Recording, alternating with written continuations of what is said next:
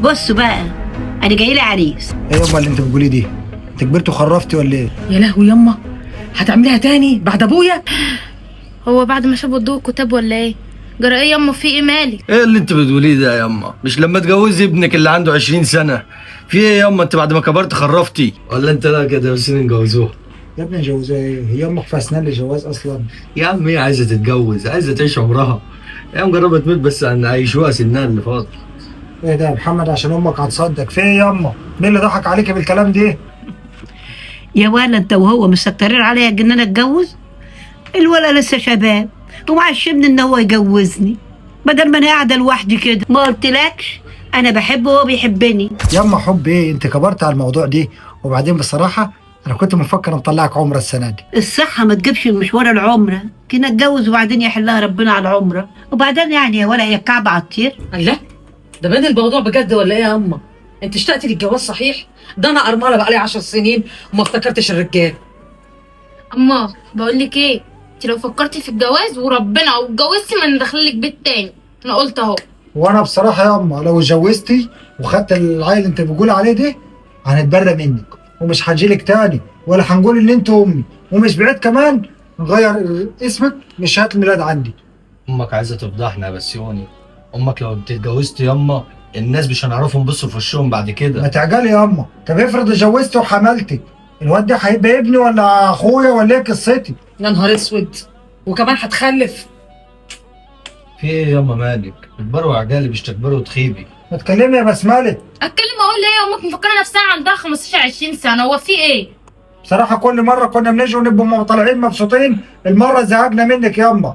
وبصراحه شكل غيبتنا عليكي كده خليتك فكرت في حاجات مش كويسه. هي من ساعه ما ويا عملت ترى دي الواتس. بقى كان بيجيكي واحنا ماشيين وكنت بتدخلي؟ كل واحد قال كلمته، واحد انت ناقش فيا زي الكلام ده. انت قلت كلمه يا جدع ومش واخد بالك منها.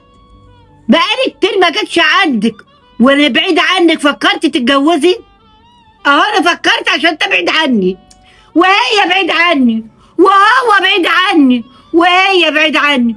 كل واحد مهتم ببيته وعياله، وانا قاعده زي الكلبه هنا ما حدش بيخبط عليا. تعبت ما حدش سال فيا، كحيت ما حدش بص عليا. هو ده الحكايه دي كلها، ما حدش فكر فيا. عشان كده فكرت ان انا اتجوز. يعني عشان ما سالناش ياما تقومي تتجوزي؟ يعني قول لي اعمل ايه؟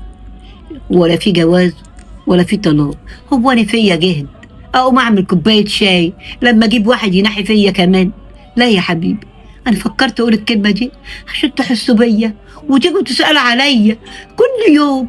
واحد حتى رن عليا بالتليفون، ده رنة التليفون ما تجيش بجنيه، ده ب10 جنيه 1000 رنه. خد منهم ليا رنه. فكر فيا. انت ابنك بره بعيد قلتش عليه؟ لا بسأل عليه. فكرت تسأل عليا؟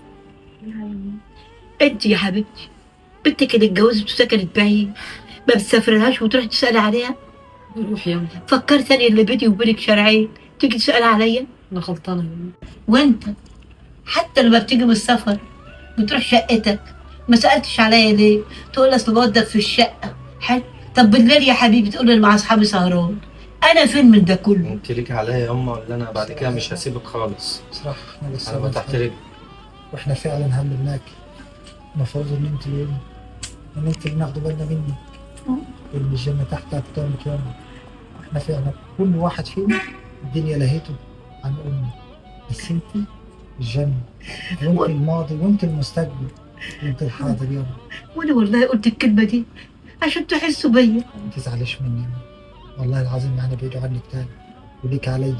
كل يوم هنرن عليكي بس مش عايزة حاجة هنجيكي تانية. مرتين كمان مش عايزاك تيجي. وهنقسموها بينا احنا كلنا. اه هنقسموها. كل يوم واحد عاجاها فين. مفيش كده. عارف مش لازم تيجوا. عارف رنة التليفون بحس ان انا بشر، بحس ان انا حد بيسأل عليا كده. التليفون ما بيتفتحش، ما بيرنش خالص غير عشان حاجة واحدة بس، ننبه مواعيد الصلاة. ده عشان التليفون بيرن. ما تزعليش مني يا انت أمي. ليك عليا يا اما اللي انا هبقى معاك على حقك كده. علينا. غلطانين. حقك علينا، احنا غلطانين. خلاص كده نفرق. درس فعلا. يا حبيبتي يا أما. وخاف ان بكره لما نكبر عيالي يعملوا فيا كده. ايوه فانا ياما مش هننتظر لكده. انا كل يوم هرن عليك ربنا يبارك وفي لي الاسبوع فيك. هنجيك مرتين. ربنا يبارك لي فيك يا ابني. تزعليش. والله لا هيحفظك ربنا لحد لو سألت عليا فعلا ربنا هيجازيك باللي انت هتعمله فيا. فعلا يا أم. ربنا اللي وصانا عليك والرسول صلى الله عليه وسلم عليه وصانا الصلاه عليك. وافضل السلام. ربنا قال وقضى ربك ألا تعبدوا إلا إياه وبالوالدين إحسانا إما يبلغن عندك الكبر أحدهما أو كلاهما فلا تكن لهما أف ولا تنهرهما وقل لهما قولا كريما.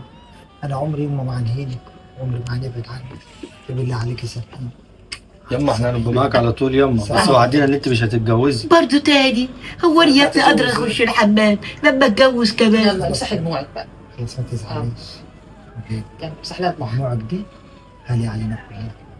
عارف كمان انت بتقول دماغ غالي عليا وانتوا كده كلكم غاليين عليا. ربنا يخليك. يا رب يبارك لي فيهم ويهديهم. يا رب. بقول لك ايه يا. النهارده بقى مش انت اللي هتوضبي لنا الغدا، هم اللي هيجوموا الاثنين ويوضبوا لنا الغدا ونتغدوا سوا. ربنا يخليكم يلا لبعض. قوموا يا رب. لسه ست الكل الله تسأليش. ربنا يبارك فيكم يا ولاد.